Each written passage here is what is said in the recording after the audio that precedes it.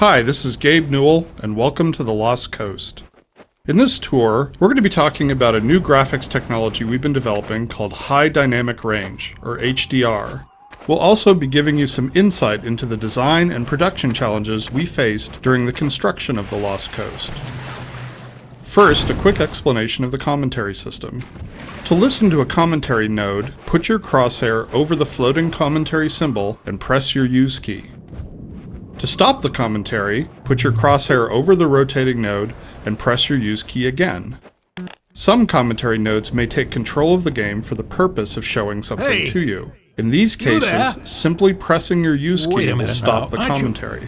You are. You're that scientist chap, Friedman, Fishman, am I right? You must be here to take on the Combine. Not sure what one man can do, but no other reason to visit St. Olga at a time like this. I'll take you to where they made their base, or as far as I can, at any rate.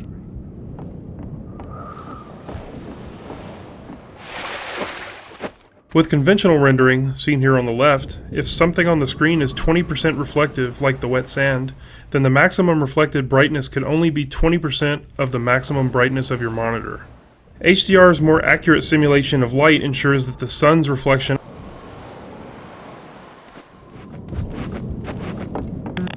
The process of building characters in Half-Life 2 taught us many things. By the end, we believed we'd figured out a more effective process for designing and constructing characters.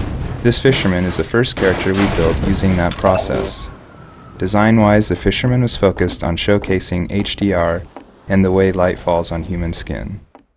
The highlights on his forehead and nose are good examples of specularity on human skin. You can see how the wrinkles on his cheeks and around his eyes are an example of how we can use normal maps to add depth. Production-wise, the fisherman was built using a similar process to the rocks you saw on the beach. We modeled a 3D character at a very high detail, then extract much of the physical information and store it in the textures.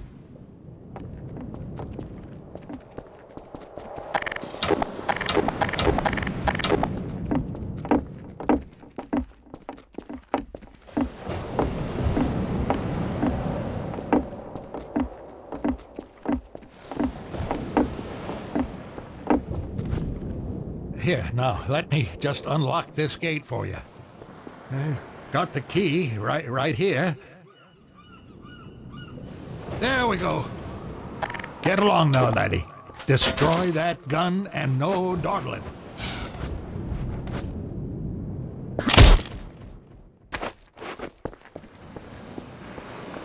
If you make it back safely, I'll be here waiting for you.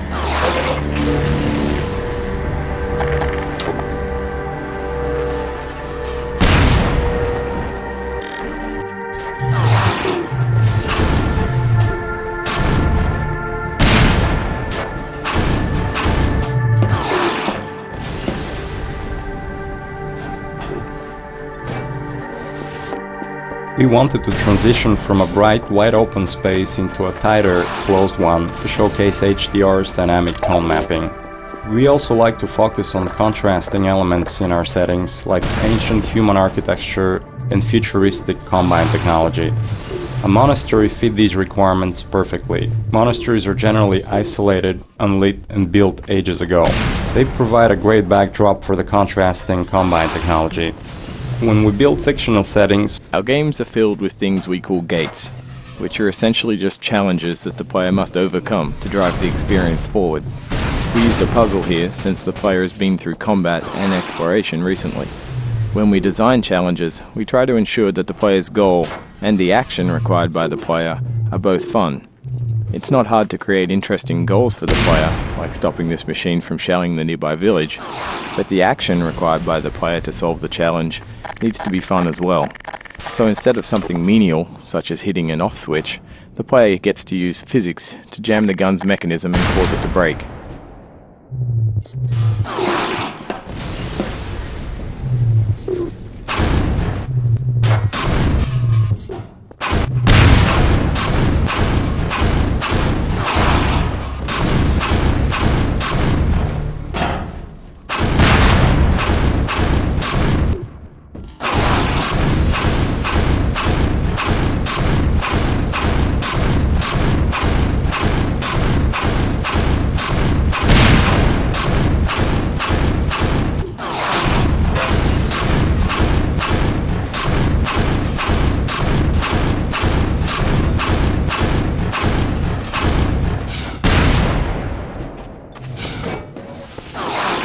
churches are great dramatics. We wanted to transition from a bright, wide-open... Churches are great dramatics. Our games are filled with things we call gates, which are essentially just challenges that the player must overcome to drive the experience forward.